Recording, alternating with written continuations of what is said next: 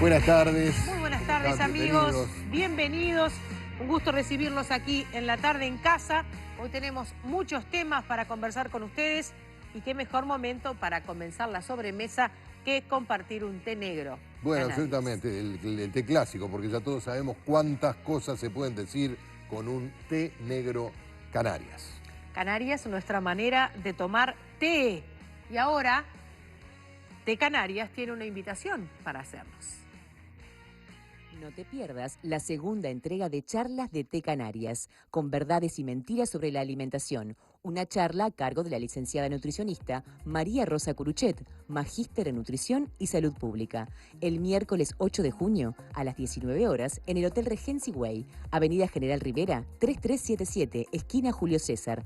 Por más información e invitaciones, ingresa a la fanpage de Té Canarias, porque Canarias es nuestra manera de tomar té.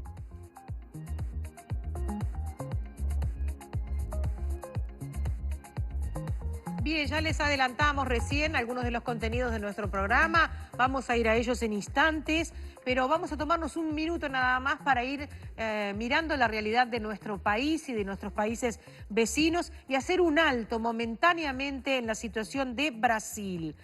Porque en el día de ayer se conoció la renuncia pública del segundo ministro del nuevo gabinete que subroga el gabinete de la presidenta Dilma Rousseff. El nuevo presidente o presidente en ejercicio tuvo ayer una segunda baja. En 18 días es el segundo ministro que debe renunciar. En este caso, además, este hombre llevaba adelante una cartera que tiene un nombre que a nosotros nos pareció muy importante. Era el ministro de Transparencia. ¿Cómo será la cosa, no? Que se precisa un ministro de transparencia. Pero el problema es que al hombre lo agarraron en conductas bastante opacas. Efectivamente. Sí. Apareció una grabación, parece que las grabaciones están siendo una moneda corriente, porque en Brasil están generando nuevas realidades políticas. Se filtró a la prensa una grabación en la cual parece intentar desviar las investigaciones por corrupción en la petrolera estatal PDVSA. La publicación del audio, que fue grabado 3 meses antes de que asumiera el cargo el 12 de mayo, provocó una nueva controversia en el gobierno del presidente interino, recordemos, el señor Michel Temer. Bueno, una semana complicada, además, Luis Almagro, el secretario general de la OEA, puso en funcionamiento la Carta Democrática por el caso de Venezuela. Esto no es inmediatamente la suspensión, pero sí que se van a activar la reunión de la Asamblea General, se van a iniciar gestiones diplomáticas, va a llevar un tiempo, pero es un comienzo de un hecho histórico, nunca había ocurrido con la Carta Democrática de la Organización de Estados Americanos. Vamos también hacia un tema muy ingrato, sumamente ingrato y doloroso, y que es la aparición del cuerpo de esta joven que partía a trabajar.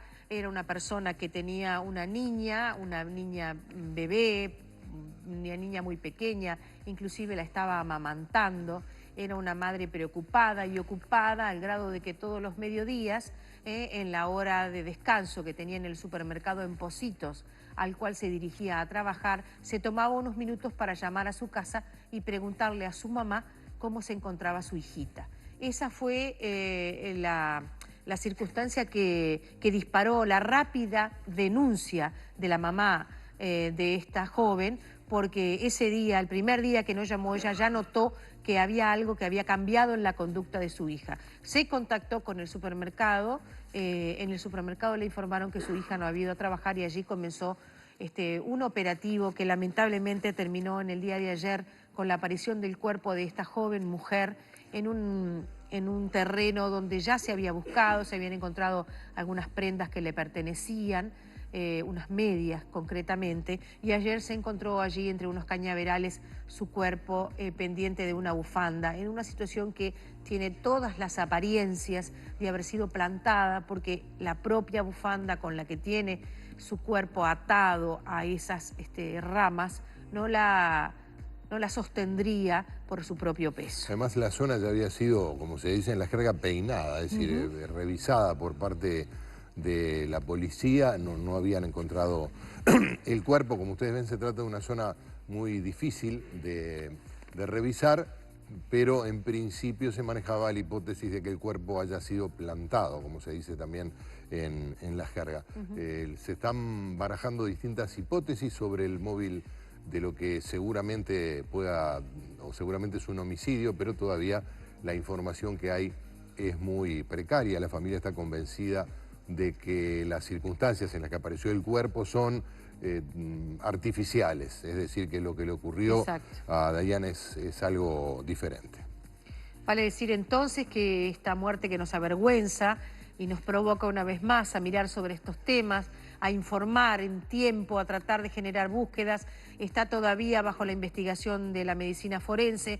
Se estarán dando entonces ahora sí las fechas aproximadas de cuando se generó el deceso de esta joven, porque se presume por ahora un crimen de violencia sexual, pero aún todavía hay investigaciones que llevar adelante, no solo la fecha, sino justamente el posible origen de este homicidio. Sí, que había movilizado además a la familia, desde luego, a las amigas y al barrio y a cualquier persona, porque esta es una de las cosas que tienen las redes sociales. Una tía, si no me equivoco, había abierto un perfil en Facebook que llamó Buscando a Dayana Yeye, y allí muchos, bueno, aquel que hubiera tenido algún dato también hubiera podido aportarlo. Lamentablemente el resultado es el que conocemos, ¿no? Una muy mala noticia que además tiene que ver con la muerte, seguramente con violencia, de una mujer joven, trabajadora, que no eran las 5 de la madrugada cuando partía para trabajar como asistente en un supermercado en Pocitos. Vamos a seguir atentos a esto. Quizás ustedes digan, ya, ahora, ¿para qué? Bueno, porque el esclarecimiento forma parte de nuestra tarea y porque creemos que hay que hacerlo, y también porque de alguna manera creemos que este caso ha tenido menos espacio en los medios de comunicación que el que ha tenido el de otras mujeres, y eso no debe pasar. Así que insistiremos en este caso. Bueno, hoy es el Día Mundial Sin Humo de Tabaco, o Sin Tabaco, el Día contra el tabaco particularmente. Recordemos que casi 500.000 de uruguayos dejaron de fumar en los últimos 10 años. Y lo de 10 años tiene que ver con que el presidente Vázquez, en su primer gobierno, declaró la guerra al tabaquismo. Esto dicho en términos periodísticos, pero se trató de una serie de medidas radicales que causaron un impacto a distinto nivel, pero recuerdo las discusiones en la época, sobre todo lo que más resulta impactante es que las medidas que prohibían fumar en los locales cerrados, donde mucha gente fumaba, inmediatamente fueron acatadas por todos, por lo menos en el grueso de los lugares que uno visitaba, lugares de trabajo. Si no se puede fumar, no se puede fumar, la gente iba a fumar afuera, ¿no? Hubo un solo caso de algo que parecía que en un primer momento iba a ser una medida que iba a costar implementar, y como vos decís, fue increíble. Para mí, por lo pronto, casi un poco sorprendida. El nivel de acatamiento. El nivel de acatamiento, cosa de que habla de que, bueno, de que en algunas cosas, cuando las medidas están tomadas y bien difundidas, parece que la gente se las apropia y hace carne en ellas. Vamos a darle la bienvenida al doctor Enrique Soto. Le agradecemos el contacto con La Tarde en Casa. Es el director del Programa Nacional del Control del Tabaco. Bienvenido, doctor. Buenas tardes. ¿Qué tal? ¿Cómo anda? Su especialidad es la cardiología, ¿verdad? Mi especialidad es la cardiología, exactamente. ¿Y qué relación hay entre el consumo de tabaco y la cardiología? Es decir, en su especialidad, ¿está cuantificado el daño que puede generar el tabaco? Sí. El tabaco, no solo en la cardiología, también la oncología y otras patologías está muy vinculado. Es el principal factor de riesgo de las enfermedades crónicas no transmisibles, que es la principal causa de mortalidad hoy en el mundo. Así que el tabaco está asociado no solo a las enfermedades cardiovasculares en general, no solo las cardíacas, sino también las cerebrovasculares, sino también a todas las otras patologías, fundamentalmente las oncológicas. Sabe que los números son realmente impactantes, doctor. ¿Cómo se llega a estas cifras? Porque, para empezar, ¿hay antecedentes en otras partes del mundo donde políticas de este tipo hayan logrado abatir de una manera tan drástica no el hábito, la adicción a una sustancia como la nicotina, como el hábito de fumar? Sí, lo que dice usted es cierto. Por algo Uruguay hoy es un país de referencia a nivel mundial por el logro de las políticas que implementó. Tiene múltiples causas y múltiples aristas que tenemos que analizar. Como ustedes muy bien decían, fue una política que se implementó desde la voluntad expresa del presidente de la República en su primer periodo, el doctor Vázquez, que fue acompañada por todo el espectro político, por la sociedad civil, por las ONG, por las sociedades científicas, por la academia y por la sociedad en su conjunto. La suma de todo, y por los medios de comunicación, ni hablar, la suma de todo eso creo que logró tener un impacto favorable. No sé, si esto lo hubiésemos medido solo a partir de la imposición de la normativa, creo que no hubiera llegado a tener el éxito que tuvo. Podemos decir hoy, después de 10 años de la firma y la ratificación del convenio marco para el control del tabaquismo, que la suma de todos esos factores que han contribuido, creo que han logrado modificar un hábito que era habitual, que era normal en la sociedad uruguaya. No nos olvidemos que la sociedad uruguaya era de las más fumadoras de la América Latina, a bajar los números que estaban por encima del 35% de la población antes del 2005 a 22.2%, que es el último dato que tenemos de la encuesta continua de hogares de Nacional de Estadísticas. Por lo tanto, creo que es un éxito de la sociedad en su conjunto, encabezada por su presidente, pero acompañada por otros actores que han influido notoriamente en el resultado obtenido. Y en relación a otros países, bueno, hay países donde también se han implementado políticas de tabaco muy importantes, como el caso de Canadá, el caso de Australia. Recientemente nosotros tenemos una visita de un profesor norteamericano, Jeff Harris, que nos asesora en muchos de los trabajos que estamos realizando, que le llama la atención también el progreso que ha tenido Uruguay, el impacto que con respecto a los números finales en la cesación de tabaquismo.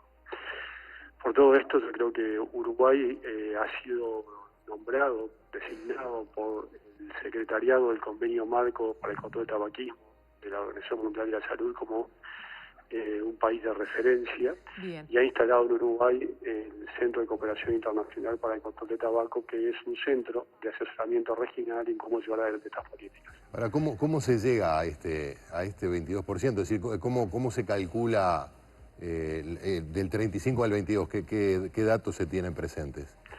Estos son datos de prevalencia. Ajá. Es un porcentaje, son encuestas que se realizan periódicamente para monitorear cómo se va impactando, cómo impactan las políticas de tabaco. Este número, 22.2%, son los datos que se obtienen de la última encuesta, publicada en el 2015, del Instituto Nacional de Estadísticas, de la encuesta continua de hogares, que en su último trimestre incluyó preguntas sobre el hábito de fumar. El Instituto Nacional de Estadísticas implementó estas preguntas en el año 2006, 2011 y 2014. Nosotros estamos ahora intentando que se formulen todos los años, los últimos 3 meses, para tener un seguimiento más cercano de la evaluación. No obstante, aparte de las medidas que se pueden tomar a nivel local, este año se va a implementar una encuesta que se llama encuesta CATS, que es una encuesta que se aplica a nivel de varios países del mundo, que en Uruguay se aplicó en el 2009, se va a instrumentar en este 2016, que tiene el valor de tener una metodología internacional, una serie de interrogantes, se hace a nivel nacional, en todos los departamentos y en todas las ciudades por encima de 5.000 habitantes, y tiene un número muy importante de personas encuestadas. Esa encuesta que se rige a nivel internacional, que fue aplicada en Uruguay en el 2009, se va a aplicar ahora en el 2016 en Uruguay, lo cual nos va a servir tener datos actuales y compararlos con otros países del mundo. Perfecto, doctor. Bueno, ¿algún elemento a destacar específicamente para este año en el Día Mundial de Lucha contra el Tabaco? El presidente de la República, el 24 de noviembre del 2015, cuando se conmemoraron los 10 años de la implementación del convenio marco en Uruguay, hizo anuncios que considero que son muy importantes. Primero, que el Uruguay va a continuar profundizando sus políticas de control del consumo de tabaco, y ahí él anunció que el Uruguay transitaba hacia el empaquetado neutro o empaquetado plano. Es la consigna que establece este año la Organización Mundial de la Salud, y también que se iba a seguir profundizando en lo que tiene que ver con las políticas de impuestos del tabaco. Esas son medidas que anunció el presidente. Nosotros estamos trabajando en otras, como son las políticas focalizadas. Como consecuencia de estas encuestas hemos detectado que hay núcleos de la población que es más difícil llegar con el mensaje. Algunas áreas laborales, las cuales nos preocupa profundamente porque están por encima del promedio de la prevalencia de la población, caso particular de los obreros de la construcción, donde la prevalencia duplica la prevalencia promedio. También el 44% de los trabajadores de la construcción que tienen el hábito de fumar, a título de ejemplo. Después hay algunos sectores socioeconómicos donde también nos detectamos que es más difícil llegar con el mensaje. Tenemos una población de jóvenes, particularmente del sexo femenino, que también nos preocupa. En fin, hay una serie de áreas focalizadas en la sociedad en el cual no vemos o tenemos que hacer ajustes en nuestro mensaje y establecer nuevas estrategias. Está claro. Gracias, doctor Soto, por esta comunicación, por este diálogo. Bueno, es un placer. Muy amable. Hasta luego. Chao. Bueno, hacemos una pausa y seguimos compartiendo la tarde en casa.